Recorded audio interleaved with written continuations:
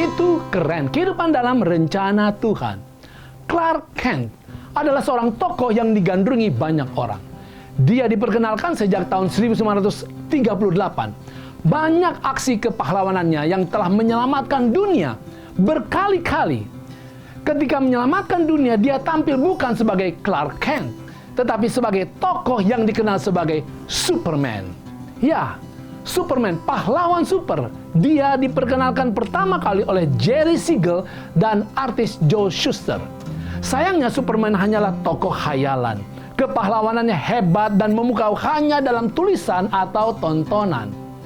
Alkitab mencatat kepahlawanan Tuhan ada 3 hal yang utama dalam tindakan Tuhan. Pertama, Alkitab terdiri 30% dari nubuatan. Artinya, Tuhan sedang terus bertindak untuk membawa kita ke hari depan yang bebas dosa, bebas kesusahan, bebas penyakit.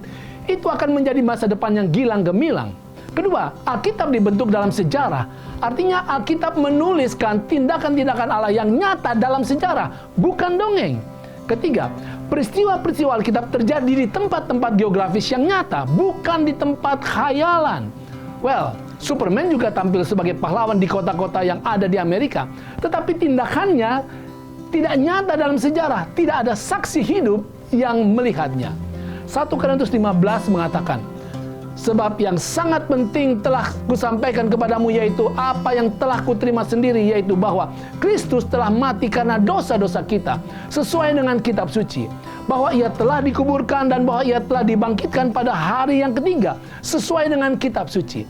Dan bahwa ia telah menampakkan diri kepada Kefas dan kemudian kepada 12 muridnya. Saudara, 4 penulis Injil dan Paulus menyaksikan bahwa Yesus mati, dikuburkan, bangkit secara jasmani dari kematian, serta menampakkan diri kepada banyak orang. Hal itu dikuatkan oleh para saksi mata yang membaringkannya dalam kuburan dan kemudian melihat kubur itu kosong. Para saksi kemudian menjamah Yesus dan Yesus makan bersama mereka. Maria ibu Yesus, Maria Magdalena, dan para wanita lain melihatnya sebagai juru selamat yang telah bangkit. Murid-murid berbicara dengannya dalam perjalanan menuju Emmaus.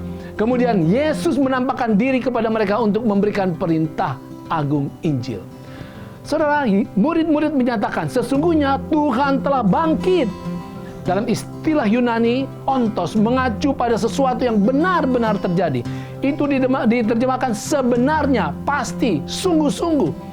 Para murid menjadi saksi yang sesungguhnya tentang Tuhan telah bangkit. Fakta sejarah bahwa Yesus telah bangkit secara jasmani dari kematian dan sekarang ini hidup adalah jaminan bahwa kalau mati, sejarah hidup kita belum berakhir. Sejarah berjalan terus bersama Tuhan. Sebagaimana Yesus telah bangkit, maka semua orang yang mencintai Tuhan akan dibangkitkan kembali di dalam Kristus. Paulus menegaskan juga bahwa pada kebangkitan itu kita akan diubahkan. Saudara, ambillah Alkitab, bersiaplah untuk diubahkan secara rohani sekarang.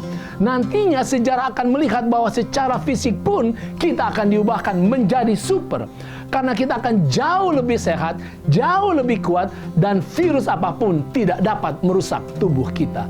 Itu keren.